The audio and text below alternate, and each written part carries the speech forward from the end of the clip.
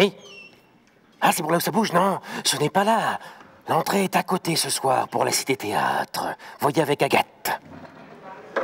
Bonsoir à tous, bienvenue à la Cité Théâtre où vous allez pouvoir voir Les Rêves d'Ivan Viripayev de lundi à jeudi à 20h30.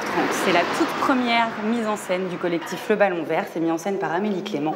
Je vous fais passer par un endroit un petit peu spécial où l'artiste Chabert 4 est en train de finir son travail. Bonsoir. Bonsoir. Attention les pieds. Allez-y, c'est par ici. Voilà, je vous en prie. Alors, nous allons vous proposer un extrait ainsi qu'une interview. Ça, c'est moi. Dans quelques instants, un extrait. Pardon. Sinon, quand même. Excusez-moi. Quand même. Donc, le générique pour l'instant. Et ensuite, un extrait. C'est moi. Désolée.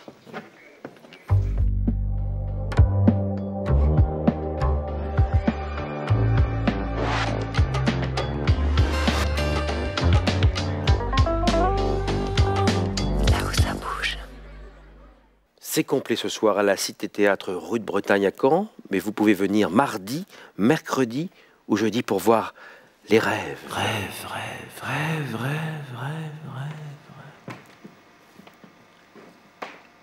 Il était une fois au pays des merveilles.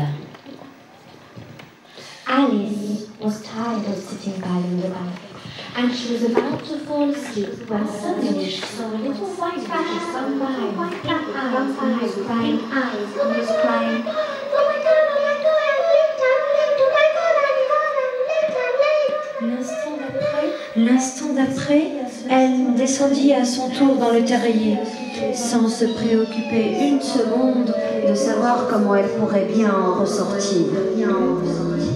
Le terrier descendit d'abord à l'horizontale, comme un tunnel, puis plongeait soudain, si soudainement qu'elle se mit à trembler, puis trembler un puits très profond.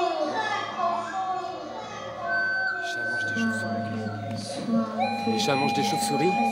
Les chauves-souris mangent des chats. Les chats mangent des chauves-souris. Les chauves-souris mangent des chats. Est-ce que vous pouvez vous présenter, Amélie, puisque vous êtes la metteuse en scène, l'auteur de cette pièce? Alors l'auteur de la pièce, c'est Ivan Viripayev, un auteur russe contemporain qui a une trentaine d'années et qui en est à son 4e texte traduit en français. Votre mise en scène, on a vu un extrait qui tourne autour d'Alice au Pays des Merveilles. Est-ce que toute la pièce tourne autour d'Alice au Pays des Merveilles? Alors en fait, la pièce n'est pas en lien direct avec Alice au Pays des Merveilles dans l'écriture ou dans la proposition d'Ivan. Ceci étant, pour moi, c'est le domaine de ma rêverie. Donc je me suis inspirée des personnages, de la thématique, de la fantasmagorie proposée par Lewis Carroll pour construire l'univers dans lequel je plonge les spectateurs. Allons, dis-moi la vérité. As-tu déjà mangé une chauve-souris?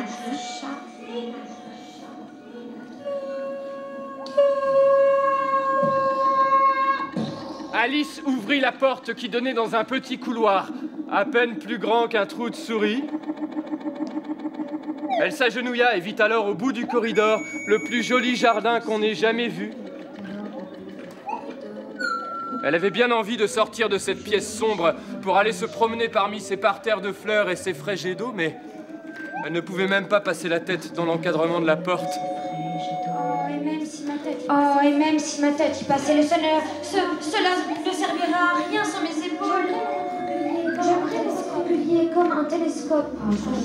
Je le pourrais si seulement je commençais.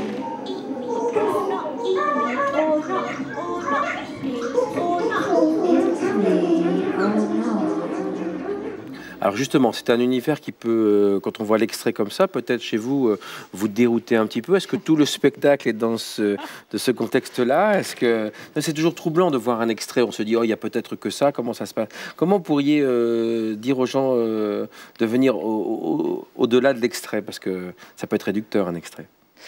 Alors oui, ça peut être réducteur un extrait, d'autant plus que c'est un moment spécifique qui n'est pas dans le texte, puisque dans le texte, il est écrit chacun des personnages récite un conte. Nous, on a choisi Lewis Carroll et Alice au Pays des Merveilles puisqu'on travaillait autour, et de travailler sur des figures de ce conte-là.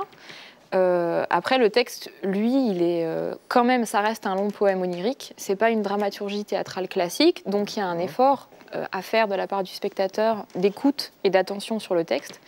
Après, le texte est beaucoup plus calme quand même au niveau sonore que l'extrait qu'on peut avoir ici, qui est un espèce de paroxysme sonore qui est proposé.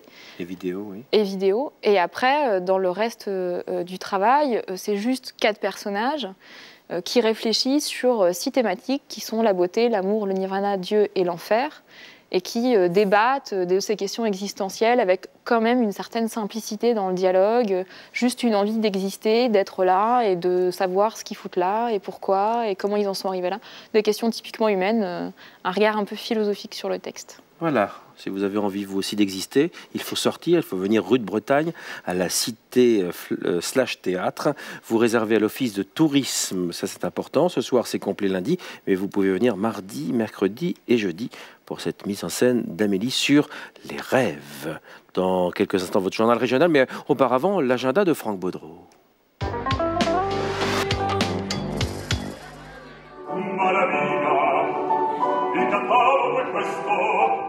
Voici un spectacle clownesque et musical de la compagnie Choc Trio.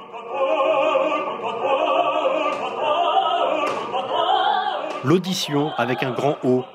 Il y a quelque chose qui cloche, non? Car justement, c'est l'histoire d'un artiste qui passe une audition dans un petit théâtre. Audition qui vire au cauchemar par la maladresse de l'ouvrier des lieux. Dans le cadre de Villes en scène, le spectacle sera présenté demain à l'espace culturel d'Isigny-le-Buat à 20h30, puis tournera toute la semaine dans la Manche. Oserais-je, sans être importun, madame, vous demander un moment d'entretien? Théâtre toujours avec le préjugé vaincu de Marivaux, mise en scène par Jean-Luc Revol. L'amour est-il possible entre un roturier et une aristocrate? Certes, c'est la Saint-Valentin, mais pour la réponse, attendez demain, 20h, au Forum de Falaise. Tu veux ma photo? Découvrez une série de portraits de personnes handicapées réalisés par 3 photographes dans des CAT et des centres spécialisés de la région. Pas de voyeurisme, juste leur quotidien immortalisé le temps d'un cliché. Une exposition photographique à l'abbaye aux Dames de Caen à découvrir jusqu'au 28 février et c'est gratuit.